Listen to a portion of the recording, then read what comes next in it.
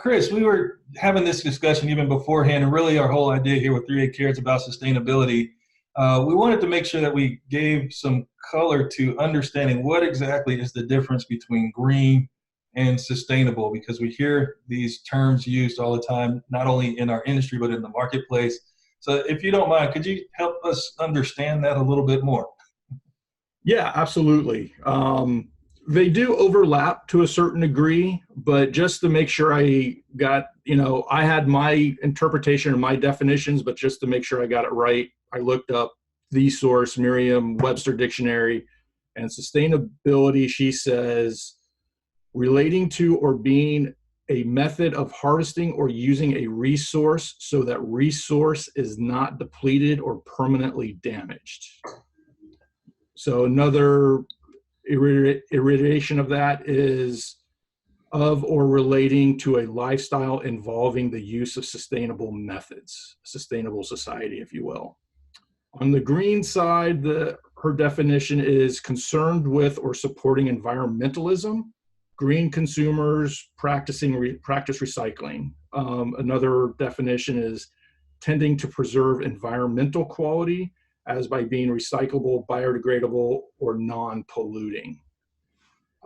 There's some great examples out there of this. For instance, there's a large office supply box store nationwide. They converted all of their lighting to LED, offices, warehouses, stores, to the point where it saved so much energy it affected their P&Ls. So that's an example of how they overlap. They've got green and sustainable. Good deal. So when we talk about it from, I guess, in my term, I always say, speaking in Mike language or in layman's terms, when we're looking at sustainable, we're looking at kind of a long-term plan. That's the sustain versus the green, which is what we're doing on a day-to-day, or how would you differentiate the two?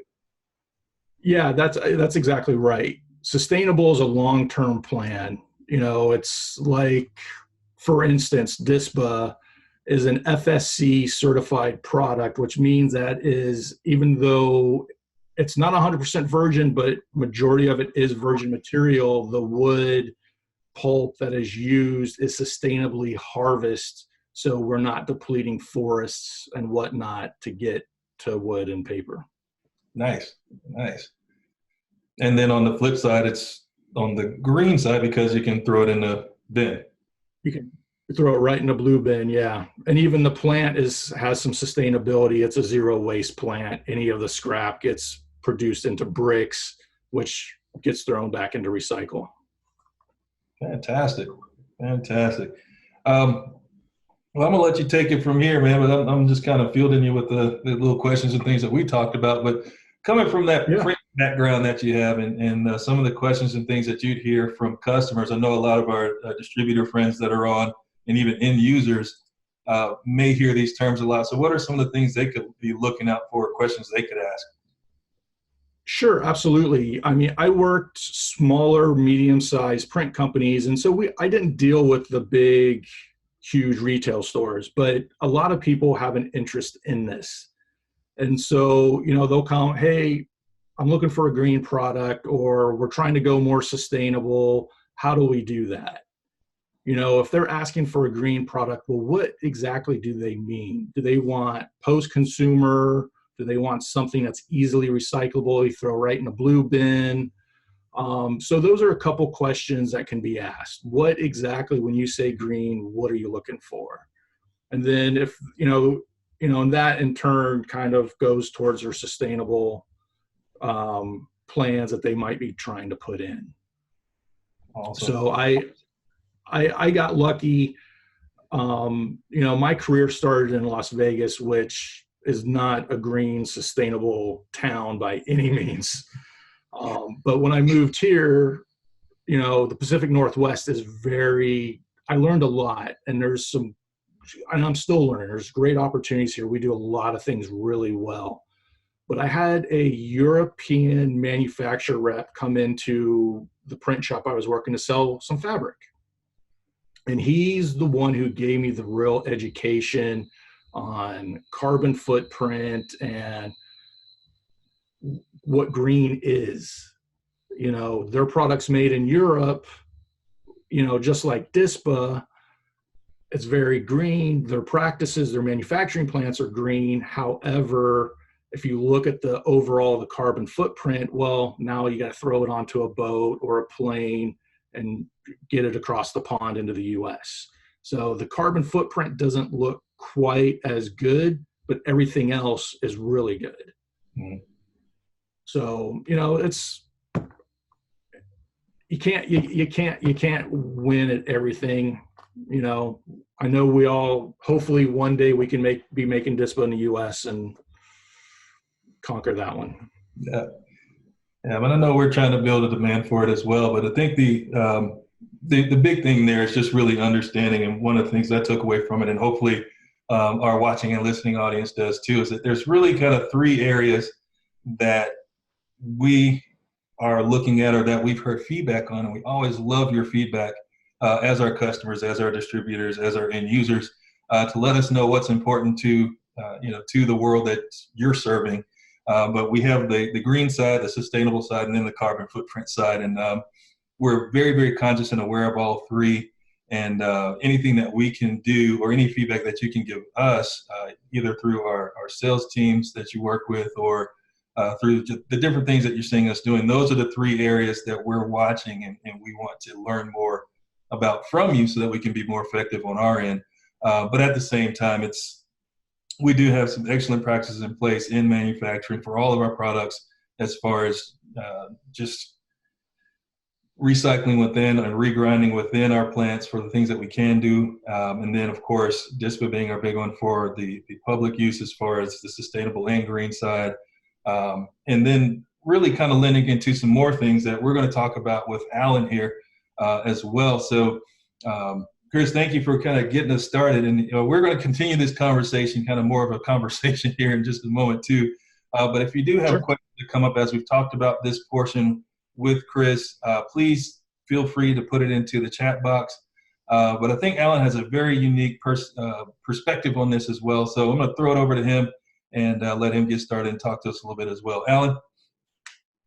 All right. Thanks, Chris and Mike. I wanted to give kind of a real world. I work with retailers every day and have been in this industry really since the inception 15, 16 years ago, and wanted to give kind of a what's going on the street view of sustainability and environmentally friendly products. As I said earlier, back in 2004, I brought PLA to the market, polylactic acid, the first bio-based, truly environmentally friendly product, corn-based plastic. And let me tell you, the landscape was totally different back then than it is today. You would go into a retailer, there weren't sustainability departments, let alone a sustainability person, no matter how big the company was. So it started with an educational process. They were slow to adapt and to come along. Just when we started to get the ball rolling, there was an era where some companies came out with products that were what we called the greenwashing era, where they were additive based to a product, or they would call them oxo-degradable. They weren't really environmentally friendly. They just broke down into smaller pieces, and they sold that, and that put a bad taste in some retailers' mouths for, that was the 2008, 9, 10 era. We followed that as we started to get some steam with retailers into what we call the price problem era. We came out with some great products. Companies started coming out with DISPA. I helped bring to the market microgreen InCycle, Chris, up in your way, based out of Seattle. DuPont, Tyvek, Vivia, Ecor, brought out Dreamscape, Terralon, and Nolar, truly environmentally friendly and better products. And for the first time, we were talking about products that are price competitive. So we started to change the landscape at retail at that point, and we really started to gain momentum. That's 2010, 11, 12, where we got over the price hump, where you would go into whatever large retailer and they'd love the solution, and you put the price out in front of them, and you could visibly see them drop and go, "We love it, but there's no way it's ever going to work." So with these new products, this great one behind me, this one actually is even more is less expensive than other comparable products. We've really jumped the hurdle, and retail has really taken it off. We're back before we had to educate. There's now sustainable departments, not sustainable people, sustainable departments. out there that are looking to adopt products like DISPA. You think about the family of four. We take our blue bin, we take it, walk it out to the curb and put it down. That's great. Keep doing that. Keep doing that. That's great. But when you look at a Target or a McDonald's or a Wendy's or a CVS, thousands of locations throughout the country, we're talking dumpsters, that Waste Management comes and throws in and takes away dumpsters a day. Some of the studies showed that we're talking trillions of pounds from the inception of retail, when they didn't even know what sustainability is today, trillions of pounds that we're going to landfill that have been moved into the recycling stream. So really proud of where we've come from the beginning to where we are now, where it's forefront of mind at retail. And then I want to talk a little bit just quickly. I think it's important for everybody to know what actually happens when Waste Management truck comes and throws that thing in the back. Recyclables, unfortunately, are a commodity. Right now, with stores and everything being closed the way they have due to COVID, there's little to no demand for recyclables. So what Waste Management does is they take it, they bury it in the ground, and they wait until for the market to open up. They'll dig, then they'll dig it back up and throw it back into the recycling stream. Unfortunately, there are some that just throw it into landfill. But I think it's important, if you're going to talk sustainability with people, to know what actually happens once that truck takes away your dumpster. And then another big factor that started to come along here in the last 5 years is retailers, as I talked about earlier, getting more and more insistent on environmentally friendly options for in-store, and as consumers have started to demand that the retailers are more environmentally friendly. The end caps are paper-based, that we get some of this chloroplast out of our stores. The retailers are also insisting that the printers get a little more environmentally friendly. And an interesting way that that's been done, like say in the last 4 or 5 years, is through what's called SGP, and that's a Sustainable Green Printing Partnership. I know it should be SGPP, but for some reason it's just GP. So what this is these companies, I think, Chris, you knew better than I did, Chris, how many there's SGP printers are out there right now? We have 5 in Portland, and we have 1 in Washington, but the one that's in Washington is an in-house printer. Okay, it's an in-house printer. I think there's 40 or 50 throughout the country now at this point, and of course in the Northwest we've got a good number of them. So what these companies do, these print companies do, is they, in order to be SGP certified, they agree to go under a really strict audit from the SGP. Everything from needing Energy Star equipment and appliances. They need LED lighting that's automatically turns on and off. Vacuum hoods for over the printers to take all the exhaust out and to improve air quality within the facility. I've been in a number of these. I can tell you there's a huge difference between an SGP printer and a non-SGP printer when you go in there in terms of air quality. And then, of course, the way things go with retail insisting on more environmentally friendly options, printers with the printers, and then the printers, of course, are moving down and insisting that manufacturers like 3A Composites also follow suit. So we came out with great product like 3A, like the DISPA. We also have our manufacturing process streamlined. I think Chris, or was it Mike, alluded to it earlier. There's literally little to no waste within our facilities. And Chris, it's an ISO 14001. Thank you. I always struggle with that. We're ISO 14001, so even our manufacturing capability has followed suit. So now we've got a world where retail, printer, supplier, everybody's following environmental, and it's just continuing to grow. And then, of course, we've got real quick on paper or plastic. It's the age-old question. Everybody talks about, even the EPA itself right now considers it an open-ended question. And it's what I follow and what I see when I talk to retailers. It's how we come across. It's kind of a use-by-use basis. And sometimes it's even within regions. Within, let's say you're a large retailer like Target or CVS, what works in Seattle, Washington might not be the same thing you're going to use in Tempe, Arizona versus Maine. Sometimes you have to even look at different substrates within different companies in their campaigns that they roll out. So basically, we just try to keep it simple. If you want to take a basic 10,000-foot view of it, for short-term campaign usage, basically that's 0 to 3 months, depending. We recommend DISPA. It's paper-based, sustainably forested, which means it's tree farming. If you know a little bit about it, the big paper companies like International Paper and such have like 7 locations throughout North America, and each year they pick a different farm to pull the trees from while the other ones grow back. So there's no new trees being used in the process. It's also blue bin recyclable on the back end. You can also use DISPA in a hanging type situation for more, that can go to more of a medium term use. I've seen them last up to a year without any issues there. And then as plastics, the manufacturing process has developed on plastics over the last 5 years. The process has become a little bit cleaner. So for medium and long-term use, we've got Gator, we've got Sintra for those uses. They just last longer. They're cleanable, a little more durable, can take a little bit more of a beating and keep on going, kind of a product. So that's just a pretty simple, basic background overview of when to use them. But like I say, it's all case by case, campaign basis when I'm talking to a retailer. And then I wanted to touch, just because it is a hot topic right now, COVID-19 and everything opening back up. It's changed the world. Everybody on this call, I'm sure, can't believe what's happened in the last 3 months. Unfortunately, right now, the COVID situation has moved sustainability back a step or two in the queue, only because the most important, number one most important factor customers are looking at when they return to a retailer: do they feel safe? And retailers want to give the appearance of being safe, and one of that is the cleanability. So I have been working with the U.S. Army Corps of Engineers every day. And if you saw the temporary hospitals that the Army Corps built, we worked with them, and that was Sintra that they used on that because of its non-porous surface and cleanability. Retailers are kind of, in some of the touch points, are going with the same kind of thing.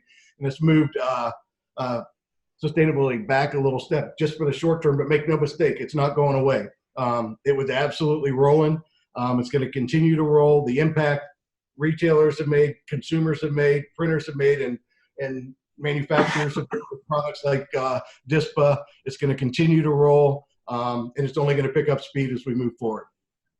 Thanks, Mike. That's about it. Awesome. Thank you, Alan. I know that was a lot to chew on for everyone. Just to make it known, of course, we will have this recording available on our YouTube channel within the next couple days once we complete here.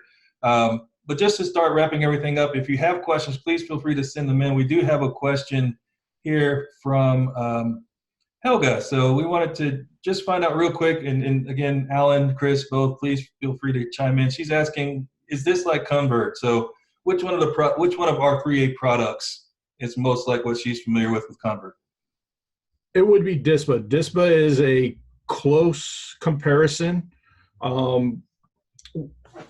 The big difference between the two products is they're both paper-based, they're both recyclable, but Convert uses a craft paper facer where we use a clay-coated paper facer.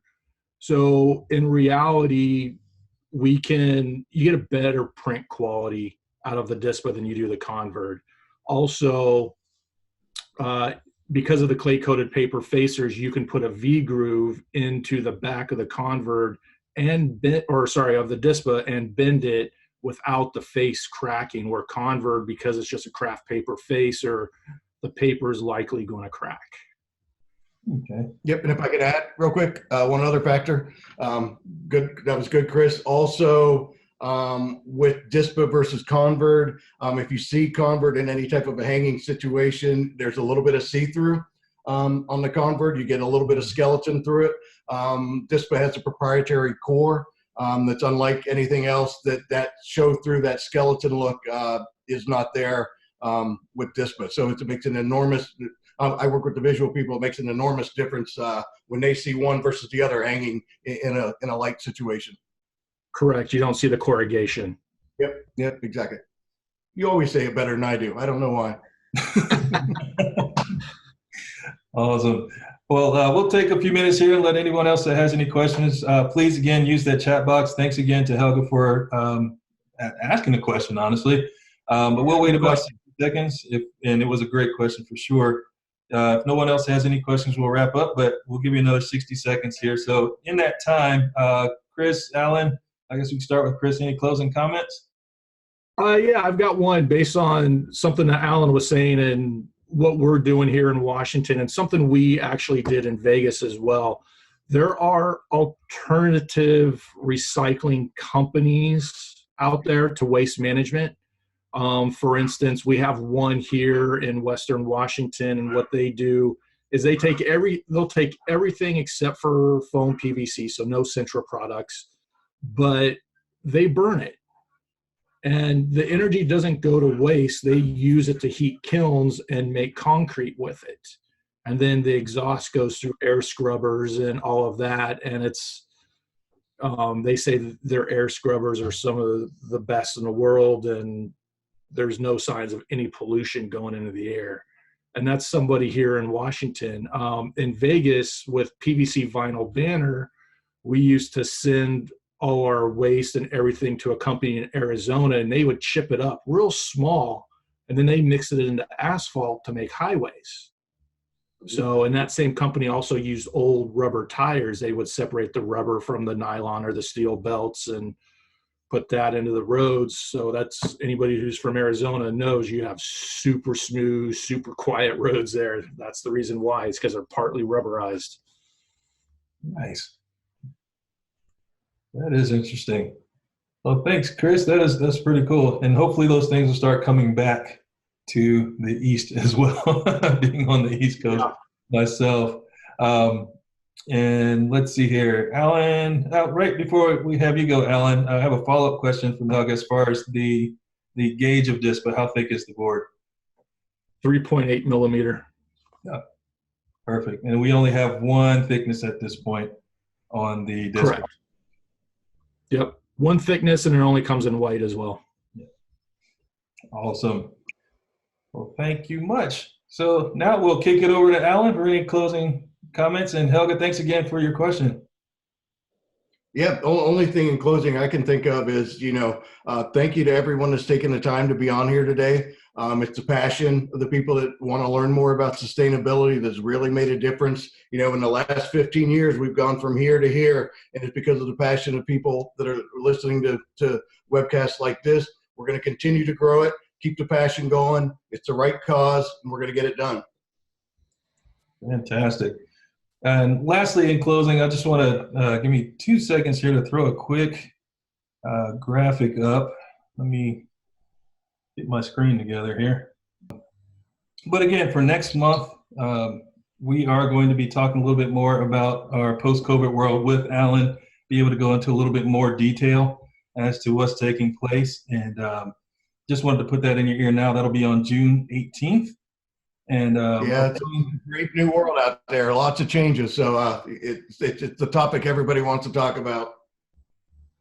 Absolutely. So please avail yourself to that. Go ahead and put it on your calendar if you'd like. We will send out the invites through our mailing list.